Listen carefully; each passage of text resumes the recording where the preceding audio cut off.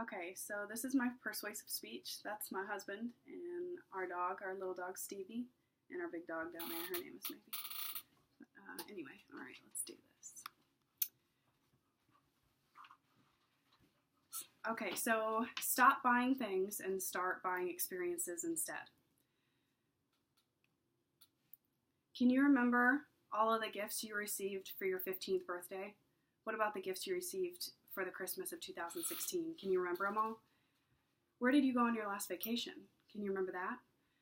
Chances are you weren't able to name all of those gifts you received for your birthday or for Christmas, but you were more easily able to remember your vacation.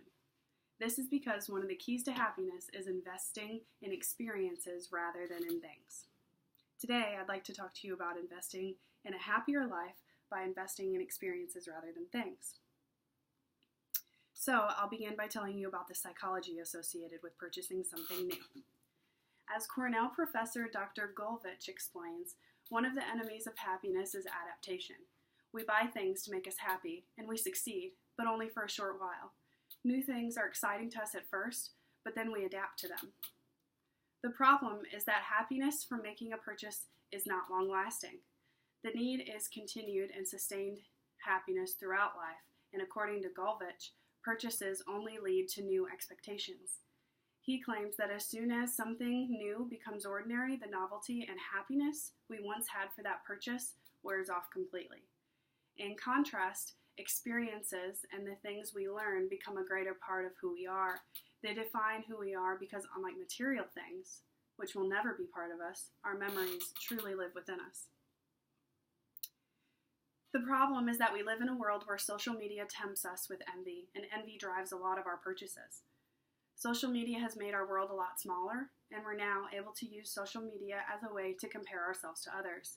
It's easy to see people from all across the world and wonder why we don't have the same lives that they do, or wonder why we don't have the same things that they do. On the other hand, it is tempting to build our own self-esteem up by showing our own possessions off to other people, and this creates a terribly negative cycle. According to clinical psychologist Rachel Andrew, more and more patients are coming to her with envy related to social media. Oftentimes, they are disappointed with their own lives, and they wonder why others seem to be living the life that they so desperately desire. On another note, according to the San Francisco University studies, in the long run, we cherish our memories and experiences far more than the things we buy. The problem with this is we can physically hold and touch the items, so we think that we're putting our money to good use when we buy something, but we cannot physically hold or touch an experience, so it's harder for us to rationalize that purchase. American psychologists Boven and Gulvich explain this nicely in their 2003 published study, To Do or to Have, that is the question. When people purchase an experience, they are purchasing the time they wait in anticipation as well.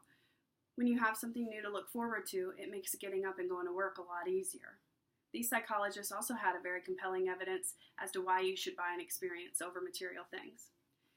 They studied people waiting in lines. In one line, they were waiting to make a purchase, like waiting for the new Apple iPhone to release. And in the other lines, they were waiting for an experience, like to see a play or to see a concert. They found that the people who were waiting on experiences were much less anxious and in much better moods overall. I'm sure that you can see the benefit in purchasing experience over things, but how can you make steps to lead a life more focused on this goal? I'll tell you. Do not expect to give up everything you have all at once, but try to make small changes. Look at your monthly expenses.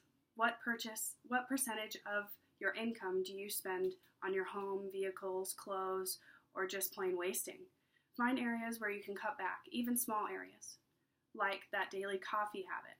Instead, put that money towards something you really want to do, even if it's something small. Then, make a bucket list and go after the attainable goals and plan well in advance for the larger ones. Third, get support from your significant other, if you have one. You are much better able to make a connection with someone whom you've been on vacation with rather than someone you've bought an Ultra 4K TV with. Perhaps having support from a significant other can keep you both on track so that way you can both get to the same goals.